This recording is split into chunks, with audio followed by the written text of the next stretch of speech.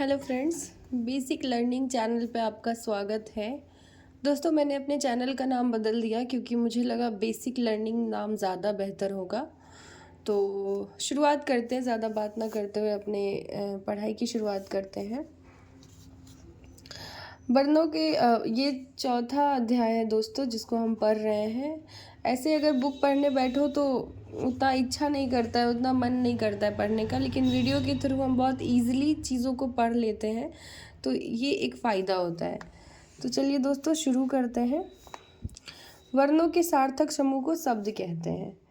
आपसे पूछा जाएगा शब्द किसको कहते हैं, तो वर्णों के सार्थक समूह को। सार्थक का मतलब होता है जिसका कोई सही अर्थ हो। और शब्द जब वाक्य में प्रयुक्त होता है तब वाक्य के अन्य शब्दों के साथ उसका संबंध स्थापित होता है तथा इस शब्द की अभिव्यक्ति के लिए एक ही शब्द कई स्वरूपों में प्रकट होता है। प्रयोग अथवा रूप परिवर्तन की दृष्टि से शब्द के दो भेद किए गए हैं, विकारी और अविकारी। आपसे पूछा जाएगा कि किस आधार पर शब्द के दो भेद किए गए हैं। प्रयोग अथवा रूप परिवर्तन की दृष्टि से शब्द के दो भेद किए गए हैं, विकारी शब्द और अविकारी शब्द। इनका विस्तृत वर्णन इस प्रकार है। अब देखते हैं किस प्रकार है। पहला है दोस्तों विकारी शब्द।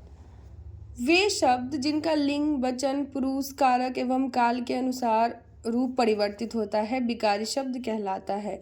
मतलब ऐसा शब्द जिनका लिंग, वचन, पुरुष, कारक एवं काल के अनुसार परिवर्तित होता रहता है। विकारी शब्द में क्या आते हैं दोस्तों? संज्ञा, सर्वनाम, क्रिया, विशेषण। संज्ञा, सर्वनाम, क्रिया, विशेषण। संज्ञा तो जैसे हम लोग बचपन से ही पढ़ते आ रहे हैं। संज्ञा साधारण शब्दों में नाम को ही संज्ञा कहते हैं। दोस्तों, अगर मेरी भाषा में संज्ञा को समझना है तो मैं अपने वर्ड में अगर समअप करूं तो उसको ये बोलते हैं कि दुनिया में जितनी भी चीज़ें हैं सब संज्ञा है, क्योंकि दुनिया में जितनी भी चीज़ें हैं सबका कोई ना कोई नाम है, इसीलिए दुनिया में जितनी सारी चीज़ें हैं वो सब संज्ञा है। अब इसमें क्या लिखा हुआ है? जैसे राम ने आगरा में ताजमहल की सुंदरता देखी। इस वाक्य में इस वाक्य में हम पाते हैं कि राम एक व्यक्ति का नाम है, आगरा स्थान का नाम है, ताजमहल एक वस्तु का नाम है और सुंदरता एक गुण है जिसका नाम है। ठीक है, इस प्रकार ये चारों क्रमशः व्यक्ति, स्थान, वस्तु और भाव के नाम है, अतः ये चारों संज्ञाएं हुई।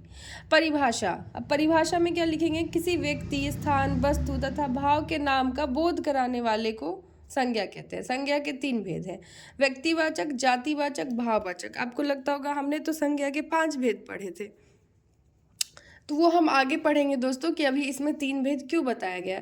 व्यक्तिवाचक, जातिवाचक, भाववाचक। अब व्यक्तिवाचक संज्ञा पढ़ते हैं। जिस संज्ञा शब्द से एक ही व्यक्ति, वस्तु या स्थान के नाम का बोध हो उसे व्यक्तिवाचक कहते हैं। व्यक्तिवाचक संज्ञा विशेष का बोध कराती है, सामान्य का नहीं। पर्याय व्यक्तिवाचक संज्ञा में व्यक्तियों, देशों, शहरों, नदियों, पर्वतों, त्योहारों, पुस्तकों, दिशाओं, समाचार पत्रों, दिन, महीने के नाम आते हैं। अब ये सबसे ज़्यादा ज़रूरी है याद रखना कि व्यक्तिवाचक संज्ञा में किन किन चीज़ों के नाम आते हैं।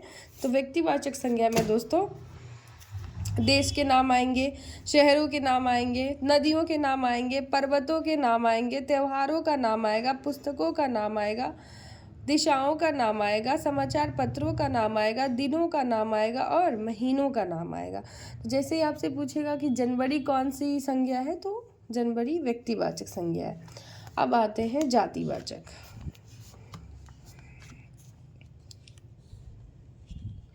जातिवाचक संज्ञा, जिस संज्ञा से किसी जाति का, जाति, वर्ग या संपूर्ण प्राणी, वस्तुओं का आदि का बोध हो उसे जातिवाचक संज्ञा कहते हैं।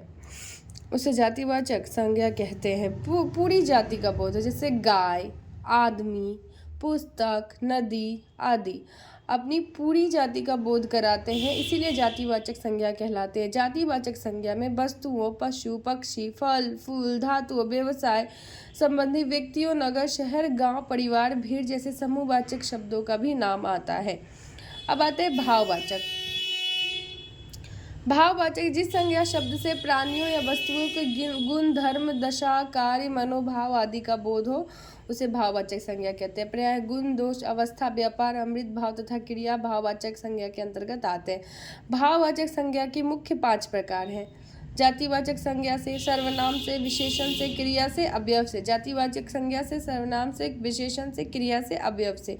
अब हम थोड़ा इसको डिटेल में देखते हैं दोस्तों। जातिवाचक संज्ञा से, अगर जातिवाचक संज्ञा को भाववाचक में बदलना हो तो शिशु को क्या बोलते हैं? शैशव या शिशुता। सर्वनाम से भाववाचक संज्ञा, मम को ममता या ममत्व, स्व को स्वत्व, आप को आपा, सर्व को सर्वस्व, निज का निजता, अपन का अपनापन। विशेषण से भाववाचक देखिए दोस्तों, कठोर से कठोरता, विधवा से वैधव, चालाक से चालाकी, शिष्ट से शिष्टता, ऊंचा से ऊंचाई, नम्र से नम्रता, बुरा से बुराई, मोटा से मोटापा, स्वस्थ से स्वास्थ्य, मीठा से मिठास, सरल से सरलता, सूर से सूरता या शौर्य। उसी तरह जातिवाचक से भाववाचक देखिए दोस्तों, शिशु से शैशव या शिशुता, विद्वान से विद्वता, मित्र से मित्रता, पशु से पशुता, पुरुष से पुरुषत्व, सती से सतीत्व, लड़का से लड़कपन, गुरु से गौरव, बच्चा से बचपन, सज्जन से सज्जनता, आदमी से आदमियत, इंसान से इंसानियत, दानव से दानवता, बूढ़ा से बुढ़ापा, बंधु से बंधुत्व, व्यक्ति से व्यक्तित्व, ईश्वर से ऐश्वर्य, चोर से चोरी, ठग से ठगी। अब आगे का जो भी चीज़ें हैं उसको हम अगले वीडियो में पढ़ेंगे दोस्तों। Thank you. अगर पसंद आया हो तो प्लीज़ कमेंट करिए।